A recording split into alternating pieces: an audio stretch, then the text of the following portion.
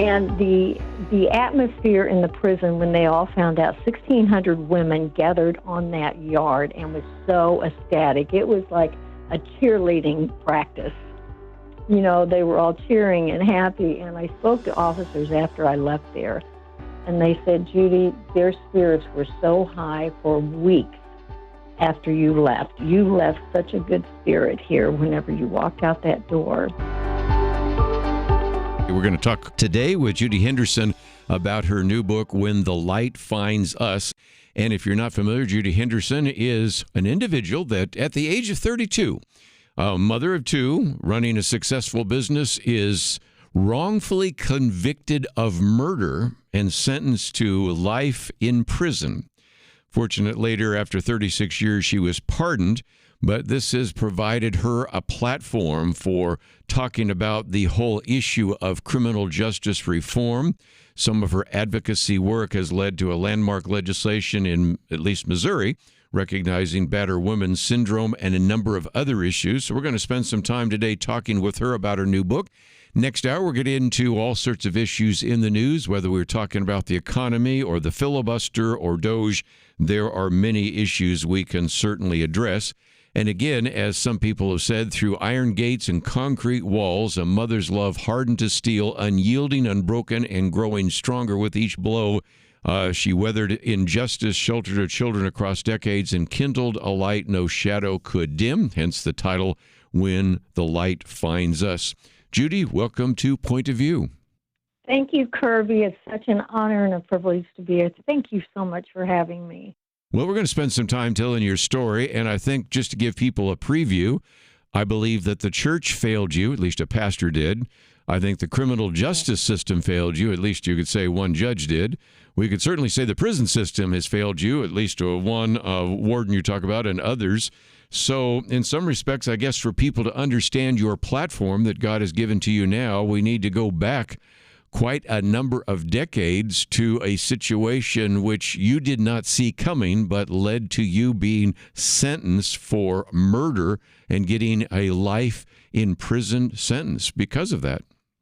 Correct. Absolutely. Yes. It was decades of learning this journey and how to navigate it and to see how God was in every step of the way protecting me from so many different things. And there were so many miracles in the book that it's just amazing when I look back and see how he had me. Well, and again, I think we might as well start with the beginning because growing up in a family, I did mention the church. I don't want to dwell on that, but a pastor took advantage of you. And in some respects, that's one of the reasons why you walked away from the church and the family, right? That's correct. Yes, I did. I was in high school whenever it occurred, and I was a senior. And I worked. I was 16, of course, and I was working. And my mother asked him to pick me up from work one evening because she had an appointment. And he ended up taking me to a secluded area and had a cooler of beer. And I was like shocked. You know, I could not believe to hear our youth pastor had alcohol. And I didn't understand what was going on. And then he sexually molested me at that time. And I wasn't the same for a long time. I even quit my senior year of high school because of it. I could not cope. And I was devastated to think that somebody of his stature and his religious beliefs would even attempt to do something like that. And it was very concerning for me for a number of years, and I attempted suicide because of it.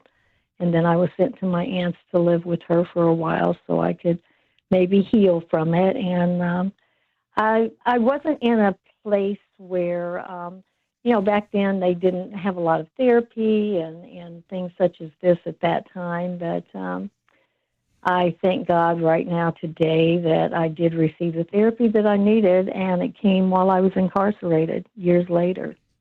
And again, your last year of high school, of course, you interact with an individual named Donna, and of course, all sorts of very significant issues, because after a while, it was just even hard to concentrate because, as you pointed out, math problems blurred before my eyes, class discussions whizzed by. It was like white noise. And so you really were dealing with quite a bit that maybe gives us an indication of some of the things that happen later, don't they? Yes, correct. They do. It kind of all started snowballing after all of that. And, and then I ended up meeting the father of my two children, and we got married, and that ended up being a very abusive and volatile situation for 12 years. And I eventually found the courage, because I was afraid he was going to turn his violence on our daughter, which was 12 at the time, on her. And so that's what gave me the courage, not to protect myself, but it was to protect the children. And that's whenever I divorced him in June. I ended up in the psychiatric ward by attempting suicide, and I was there for a month, and the psychiatrist told me his suggestion was that I leave that area and move down with my parents, which I did. I'm the oldest of 8 children and very loving family. And so I moved down there. I ended up getting a successful business buying into that, and had a nice home, and I met my co-defendant in April. I purchased the business in February, so I can kind of give you a little timeline. And then I met him in April through some mutual friends, and he moved into our home in June. We started dating, and he felt like that, I needed somebody to take care of me and the children, which it was a shock whenever I saw him with suitcases sitting in the foyer of my home when I walked in with my son after picking him up at nursery school. And that's when he explained to me that, I wanted this happy home, and that's the vision I always had in my head for decades, since I was a little girl, like most little girls do. Mm-hmm. And so I was easily swayed at that time, after all the trauma that I'd gone through for so many years, that I wasn't, I didn't make good decisions. And, Kirby, it wasn't that I wasn't intelligent and I wasn't smart. I could do great in business. I had what it took to, start a business. I had a good business head. But whenever it came to love, I later found out that instead of alcohol or drugs, my addiction was love. Yes. And, I wanted it so bad that I was blinded, totally blinded by it, which, I found out through the years a lot of women are. Yes. And I don't think it's just women, Kirby, that are blinded by that. I see where men are also, blinded by love too. Sure. So I'm not trying to separate the genders here. I think it's just across the board. It can happen on either side. This book is coming out. It is published by Worthy, about 200 pages. We have information about that. So if you'd like to order it, or of course you can look for it in your local bookstore, about 200 pages, hardback as well as available in Kindle. And I think what we need to do now, Judy, is talk about an individual that came into your life and turned your life upside down, and that's an understatement. But again, I want to let you continue your story because it is almost unbelievable, and yet, of course, it's what led to you being convicted and sentenced. Correct, yes. Well, like I was saying before, my co-defendant, which was the gentleman I was dating, he was very charismatic. He wore a 3-piece suit. He was a real estate broker. He was in the ministry at one time as an assistant pastor. I seem to have this issue with assistant pastors. I don't know what it is, yes. but yeah, I just realized that, talking with you, oh my gosh, that was the second one. And all these years, it never dawned on me. So, wow. But anyway, so like I said, he did move into my home, and I was rather distraught about that because no one had ever lived with me and my children, especially a male. I did have, a family member. My sister lived with me also. But so we were very, I came from a Christian background, and my mother, she divorced my father. However, she did marry a Christian man, and they lived a very, very peaceful, calm, loving marriage. They were just perfect for one another. And of course, looking at her, that's what I wanted for myself. She also was a battered woman, so we had that learned behavior that comes with being a battered woman that I later found out. But so even my parents, they were just very taken back by his behavior after it all came to light, and we found out that he had another side to him that we were so unaware of. It was just unbelievable. And so a murder occurred that he committed, and he ended up taking me to Alaska so I wouldn't be able to see my parents, my children, nobody. I couldn't talk to anybody about anything that had happened.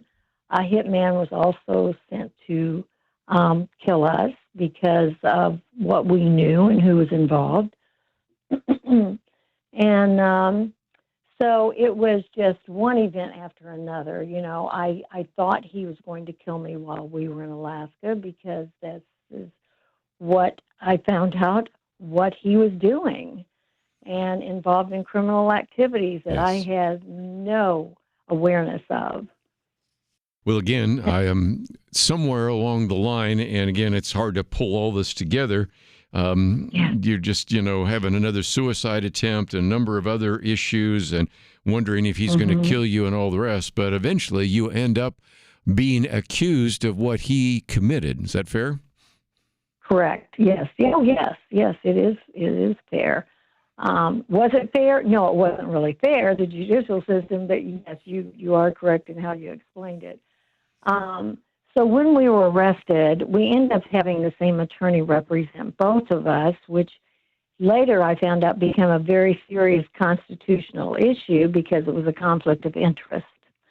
How can you defend one defendant whenever you're also hired to represent another defendant in the same case? However, I went to trial first, and hindsight, I found out that the only reason he wanted both attorneys is so he would know what our strategy was, he would know what our defense was, who we were calling as witnesses, and making sure that nothing implicated him. And I even talked to my attorney about testifying, and he said there's no way that I could testify unless I wanted to take the stand and come up with an alibi testimony. And my mother would be my alibi witness as far as saying that we were shopping together when this crime occurred. And I refused. There was no way I would ever in my life put my hand on the Bible and allow myself to do something like that on God's word. And I would not indicate or, implicate my mother in no way because we, like I said, was a very tight family. And so I refused. And he said, well, then you can't testify. So my defense was no defense. I had no defense whatsoever. He would call character witnesses, which I always had a good character. I had never been arrested before, nor been involved with it all. No one in our family had. So all this was very foreign to us. We didn't know what to expect, what hardly any of it meant. It was legal jargon can be very confusing to begin with. One of the things I wanted to jump in real quickly is because we talked about how the church failed you and, of course, how the criminal justice failed you. The media sort of failed you, too, because at one point, you really tried to be smiling. And, of course, the argument is that you were a good person. And you then later came to be known as the happy killer, right? Correct. Yes, I did. But what everyone didn't realize, Kirby, is I already had so much pain in me, and I learned at an early age to mask that with smiling, wanting everybody to think I was okay, wanting my parents to think I was okay. I never wanted my mother to worry about me. Mm-hmm. Being the oldest of 8, I was very protective of my siblings, so that was just second nature. That was innate. That was built into me at an early age. Whenever I had any kind of pain or something went wrong in my life, I just smiled. And they mistook that as not being sensitive to the situation, and I was just the opposite. I was so highly sensitive that I could not allow myself to show the pain because I knew how it would affect my mother and my family. Yes. And so, yes, I did get the name Happy Killer, and across the street was a bookstore from my mother's business, and there was a big sign in the window that said, "Get the true story of Judy Henderson here." Yeah. And even though my mother was a very religious woman and very calm, and she walked across that street, went in that bookstore, ripped that sign down, and told them, "Don't ever put anything up about my daughter again." And so, he never did. He knew my mother well.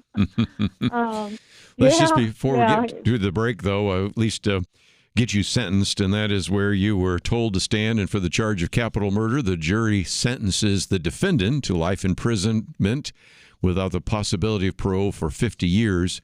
And you talk about the fact that before being locked up in a county jail, you'd never even seen the inside of the jail, and now a whole new chapter in your life begins, doesn't it? It does. It does, Kirby. Yeah, I am just taken away to a foreign land, and that's exactly what it felt like, because it was so dark and gloomy, and you could just feel the pain and the agony inside those walls. And the language that inmates speak, they have their own language. They have their own slang. The policies are considered their laws that is made by administration. And it's very different than on this, whenever you're in the free world, because they have rules that are so, I didn't understand. I didn't know, what do you mean I can't have a bobby pin? Or what do you mean? It was just these simple things that did not make any common sense to me. And I was always very kind to people and very polite. I loved people. I still love people to this day. That's why I do the work that I do. In prison, they take kindness for weakness. Yes. So that is something I learned in a very hard way, because that was my personality. That was my makeup for decades. But, I ended up spending, by the way, more time in prison than I did in the free world. That's true. And Judy, we might just, of course, have you talk a little bit about your life in prison, but more importantly, to remind people that you left behind your two children, Chip and Angel. And so in 1982, here, these children now don't have a parent for 36 years, but you were still dedicated to try to mother them while still in prison. Can you explain that? Yes, absolutely. Before incarceration, before I got my divorce, for 12 years, I was very, very dedicated to my daughter. I had her first. She was 9 years old when I had my son. So I was also a working mother, but I was always very active with my daughter in brownies and dance lessons, acrobats, you name it, she did it. And she always had good friends. She always had slumber parties. She had birthday parties. She had everything that every little girl would want. And then I had my son, and so there was 9 years difference in them. And I had him for 3 years. And to get a divorce whenever my son was 3 years old was very heartbreaking for me. I would sit in the garage after our divorce, and I moved down by my parents, and I would hold him out in the garage and just cry my heart out because I felt like he needed a father, and I could not give him that and give him a healthy father that I thought would teach him the things of how to be a gentle man. And so I ended up, going to prison, but that is what gave me hope to fight. That's what gave me hope to believe that there was something a lot bigger than myself that was going to intervene and give me the courage and the strength and the resilience to do what I had to do to come home to them. And and I found that. And my daughter was very dedicated all through the years. My family made sure she was able to come and see me. However, my son wasn't as fortunate. His father refused to allow him to see me after he was 5. So for 2 years, I did get to see him. But then I didn't see him again until he turned 16. And that's when he drove himself to the prison, came up to the gate to a high security prison of all things, and expected to just walk in, and see me. And it was so ironic because I felt that was so courageous of him. And so whenever I actually worked for the officer on the wing where I lived, and I would answer the phone. That was part of my duties. And the officer at the gate said, "Judy, do you have a son named Chip?" And I said, "Yeah, I do. Why?" And he said, "He's at the gate wanting to see you." And when he told me that, I just collapsed in tears. And I was shocked, for one. And the caseworker, she walked out of her office and she asked the officer, "What's wrong with Judy?"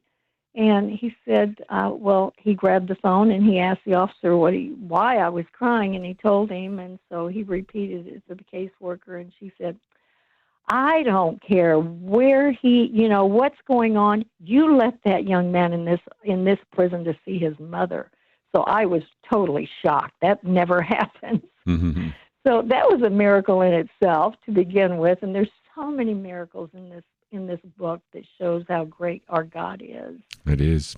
And again, just you've also, of course, talk about how difficult it is, especially in one particular unit where the warden had a really mean attitude and wanted to sort of just subjugate you. And again, maybe that's something to talk about for just a minute. The goal originally of these penitentiaries, it was to have rehabilitation, for people to be penitent and to rehabilitate. But you have many people in leadership now that just see it as punishment and not rehabilitation, right? Correct. Absolutely correct. Yes, they're more about, and they would tell me, "Judy, we're going to break you down and we're going to build you back up." And in the book, it talks about how even a captain of high stature, a female, very large woman, just took me to the wall with her forearm to my neck and told me if I had my way, I'd take away your makeup and put a prison dress on you. And that was the attitude of a lot of the staff. Now, I'm not going to say all staff, because I did become close to several of the staff members and help them, prepare their baby showers, their wedding showers, because I was like a part of this, furniture there. I'd been there so long. And right. But the mentality was what you had just said. It was to break us down and try to build us back up. And I told him, I think I've been broken down as much as I can be broken down. And now it's time for me to stand up. And I'm going to be courageous, and I'm going to fight this. And I'm going to be an upstanding citizen in prison, just like I was on the street. Wow. One other thing I wanted to go ahead. I just want to also get into the point of eventually your pardon, but even the fact is at one point you had a governor's plane crash and some of that. Can you kind of explain that for us as well? Oh, yes. So I had been through, so that was the fifth governor I had been through whenever it was in October of 2000. And Governor Carnahan had sent his legal staff to talk with me, and it looked very promising. He told me that, the governor was wanting to do some releases. And so we were very, very ecstatic about the fact that I would be coming home in November for Thanksgiving. And and that is when Governor Carnahan and his son had a plane crash, and it killed both of them on a foggy, rainy night. Mm-hmm. And my family and everybody, we were so heartbroken, not just for me, but mainly for his family at that moment.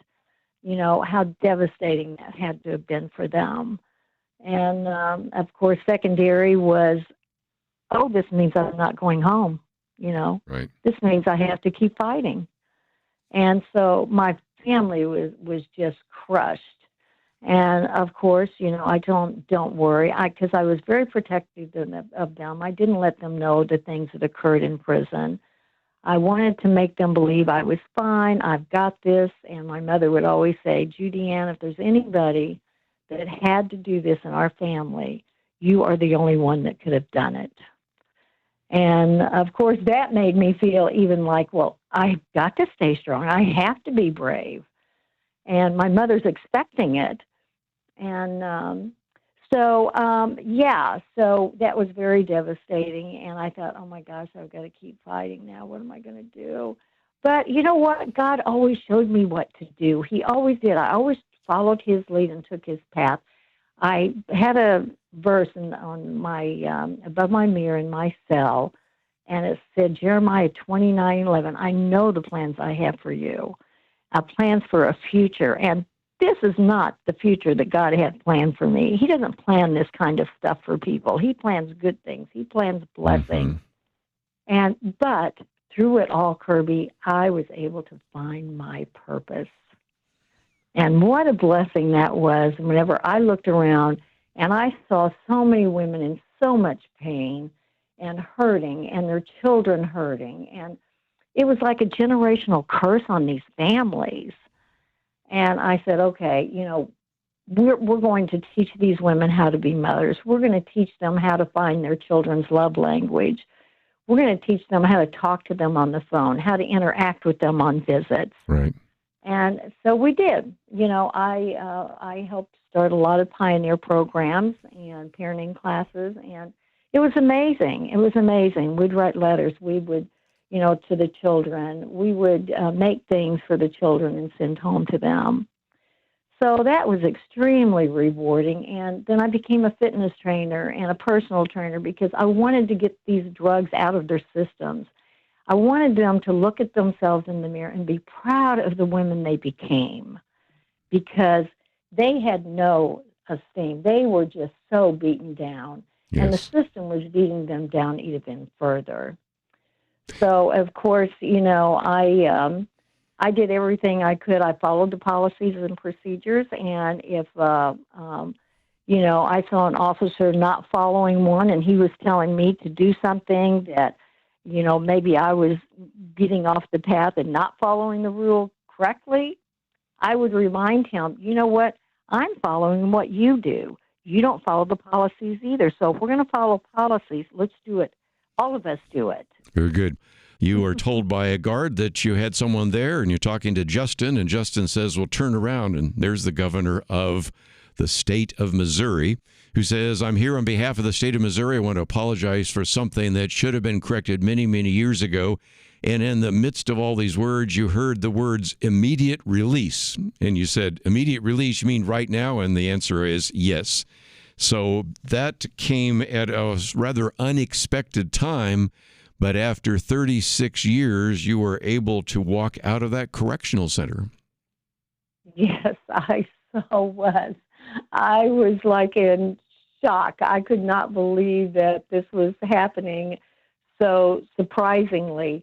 My daughter was informed the night before that it was going to happen, and she was sworn into secrecy because they did not want the press to be there. I'd never spoken with anyone all those years or the press about my case. And I did not want the publicity. So for me to even do this book, Kirby, was a total shock to me because it wasn't something I had planned at all. But after realizing how people reacted to my flight and the journey that I'd been on, they said, Judy, you've got to write a book. Do you know how many people are struggling? How many mothers don't know how to be mothers, or how many women are staying in situations, or how many men have mothers that are staying in these situations that it's going to affect? And I said, well, no, I really didn't. But how could I not share the story that God got me through? How could I not teach people or help people understand that you have everything inside you that God gave you the day you were born to help you through any situation you come up against? And it took me going through this to learn that. But I'll tell you what, when Governor Greitens came to that prison, first time in history that the governor's ever done that to begin with, second time the governor's ever released anybody immediately, and the third history-making moment was whenever he gave a lifer a pardon. That's something Missouri governors do not do. And I became very active in politics and still am to this day, and still working to help pass laws to help those that are incarcerated. But whenever I walked out of that prison, my sister, she flew in from Arizona, and I looked outside and I saw this big, black, long stretched limousine, and I just broke down, Kirby, because my sister had promised me decades ago that whenever I came home, that was going to be sitting there for me. And it was. She never forgot. So good. And the atmosphere in the prison when they all found out, 1,600 women gathered on that yard and was so ecstatic. It was like a cheerleading practice. You know, they were all cheering and happy. And I spoke to officers after I left there, and they said, Judy, their spirits were so high for weeks after you left. You left such a good spirit here whenever you walked out that door. And the governor, or the warden, he told me, he said, he shook my hand, and he said, we really hate to see you go because you helped us start so many programs. Sure. And I said, well, it's been fun, but I got to run, so I'm leaving. Posted a couple of things. First of all, of course, your book, but also this article from CNN. She raised your kids from prison for 35 years. Now she's free. She wants to keep helping imprisoned moms. And I wanted to leave just a few minutes at the end here for you to talk about that, because in some respects, this has become your new platform.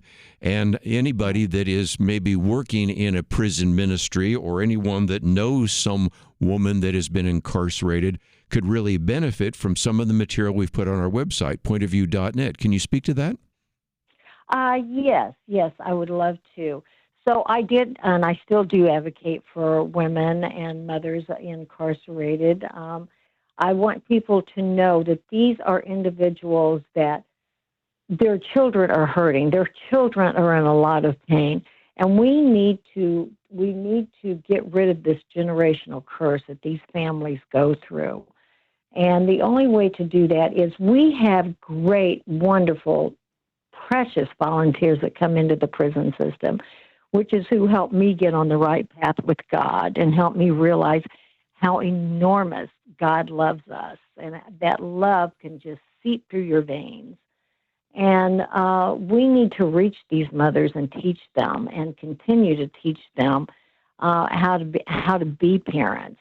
And I just recently, I had been working on another lifer's clemency for several years, and met with the governor a couple of times, one with her attorney, and then one just me and my daughter. We both went and met with the governor, Governor Parsons, and he ended up releasing her and she had 5 children, and now she's a grandmother. She's the same age as myself, and she was just released December 24th of 2024. So that was just a Yahoo moment, for everybody in her family. And so I like to speak with a lot of families before their loved one comes home, so they have some idea of what to expect. Right. Don't have their expectations too high, and to try to have a lot of understanding, because these families don't know what this person has been through all these years. Right. Well, again, you have traveled that road and certainly can provide that. And certainly this whole idea of reentry is very key. So let me again just mention that we have information about your book. It is not out till next month, but we have a way in which people can pre-order it. We also have posted this article, which I thought people might like to see, from CNN, which I want to certainly commend them for writing such a good article and giving you an opportunity to see your daughter, Angel, and your son, Chip, and also your granddaughter a little bit later in one of the pictures, and to get a better understanding of that. So if you're in prison ministry, certainly this book is a must read for anyone that has dealt with abuse or the various kinds of topics that you've addressed in terms of battered women's syndrome and the rest. And of course, if you would just love to read a book that just has all sorts of incredible miracles, if you will, this is a book that I think you will appreciate. So, Judy, I appreciate you giving us an hour today to talk about the book. I appreciate the fact that you were nudged enough to write the book. I know in some respects you'd like to leave it in the past, but I certainly appreciate you joining us today here on Point of View. Well, thank you, Kirby. It's been such a humbling experience, and I just love you guys for the work that you do, for putting the truth out there, and I commend you and your team. One last time, let me just mention the book is entitled When the Light Finds Us, From a Life Sentence to a Life Transformed. As it says, through iron gates and concrete walls, a mother's love hardened to steel, unyielding, unbroken, growing stronger with each blow. It weathered injustice, sheltered her children across decades, and kindled a light no shadow could dim. This is really, of course, the story of Judy Henderson, but it is also just, I think, an encouragement for some of you to think about what kind of ministry you might have to those individuals behind bars, especially in this particular case, to mothers who are behind bars still trying to raise their children without being able to be there day after day. So I think you're going to find the book quite helpful.